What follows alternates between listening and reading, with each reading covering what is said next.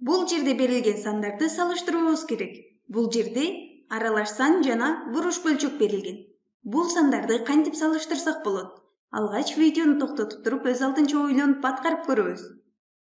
Анда эмесе бул сандарды кантип салыштырса боло тургандыгын карап чыгалы. Бул жердеги аралаш сан, ал эми бул буруш бөлчөк. Биз буруш бөлчөктү аралаш санга айландырууубуз керек. Ал үчүн 39-ду бөлөбүз 10го.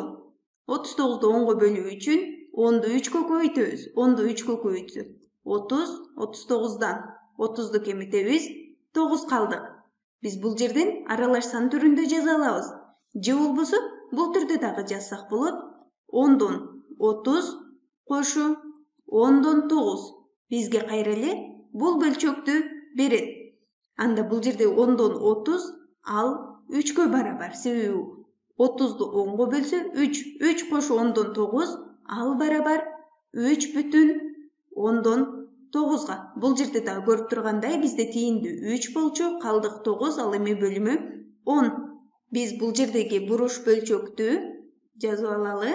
Ал 3,10дон 9 деген аралаш санына барабар болду. Анда бул эки аралаш санды салыштыруу үчүн биз алгач алардын бүтүн бөлүгүнө карайбыз. Бул жердеги аралаш сандын бүтүн бөлүгү 1, ал эми бул жерде 3. 3 1ден чоң. Демек, бул бөлчөк чоң деп атайбыз. Бул жерде белгини ачык болгон жагын чоң санды каратабыз, ал эми туюк болгон жагы бизге кичине санды көрсөтөт. Бул жерде 1,8ден 7 аралаш санынан 3,10дон 9 аралаш саны чоң деп атадык. Кийинки бөлчөктү дагы карайлы. Кийинки бөлчөктө 4,8ден 7 бөлчөгү менен 9дан 49 буруш бөлчөгүн салыштырууубуз керек. Анда 9дан 49 буруш бөлчөгүн ооз-эки түрдө аралаш санга айландырабыз. 9ду канчага көбөйтсө 49га жакын сан болот. 9ду 5ке көбөйтсө 45. Демек бөлүм 9 боюнча калат. 9ду 5ке көбөйтсө 45, 49дан 45ти кемитсе 4 калдык. Биз аралаш санга айландырып алдык. Бул эки бөлчөктү салыштырууубуз керек. Ал үчүн биз бүтүн бөлүктөрүнө карайбыз. Алгач бүтүн бөлүктөрү бул жерде 4дөн 5 чоң. Анда 4,8ден 7 бөлчөгүнөн 5,9дан 4 бөлчөгү чоң. Же болбосо 9дан 49 бөлчөгү чоң деп айтабыз. Кийинки бөлчөктү дагы салыштырабыз. Бул жерде 2,2ден 1 саны менен 10дон 11 буруш бөлчөгү берилген. Анда бул бөлчөктү дагы аралаш санга айландырабыз. 11ди 10го бөлсө 1ден тиет, 1 калдык калат, ал эми бөлүмү 10. Биз бул бөлчөктү аралаш санга айландырып алдык. Анда бүтүн бөлчөгүнө карайбыз. Бул жерде 2, бул жерде 1. 2 1ден чоң. Анда бул бөлчөктү чоң деп атайбыз.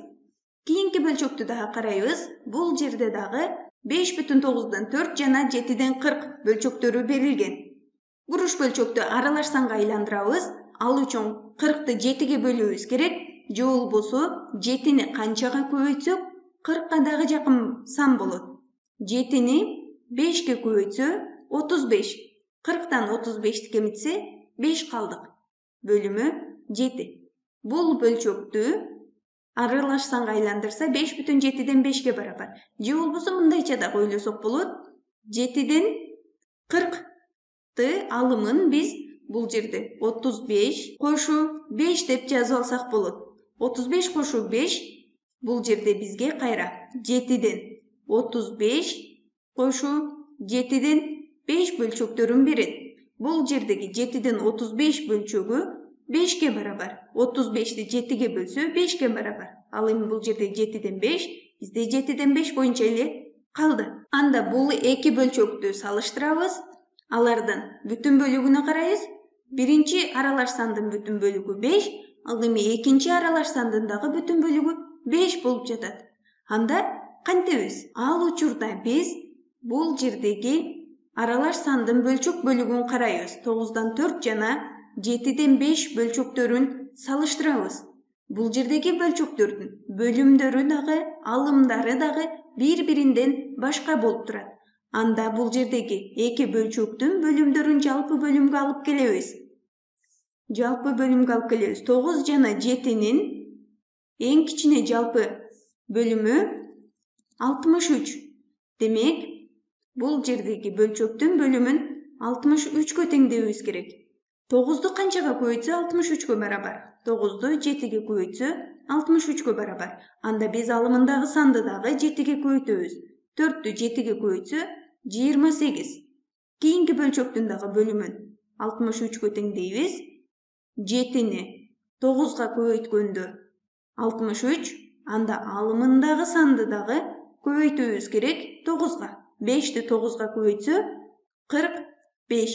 Бул жердеги бөлчөктөрдүн бөлүмдөрүн теңдеп алдык. Анда биз алымындагы сандарды карайбыз. Алымы чоң болгон бөлчөк чоң деп аталчу. Демек, бул жерде 5,9'дан 4 аралаш санынан 7'ден 40 же болбосо 5,7'ден 5 бөлчөгү чоң деп атайбыз. Ушул эле бөлчөктөрдү бул түрдө дагы салыштырсак болот. Биз бүтүн бөлүктөрүнө карадык, бүтүн бөлүктөрү барабар болду. Анда бөлчөк бөлүгүн карайбыз. Бөлчөк бөлүгүндөгү санды алабыз 9'дан 4. Анда кийинки бөлчөктүн бөлүмү канча?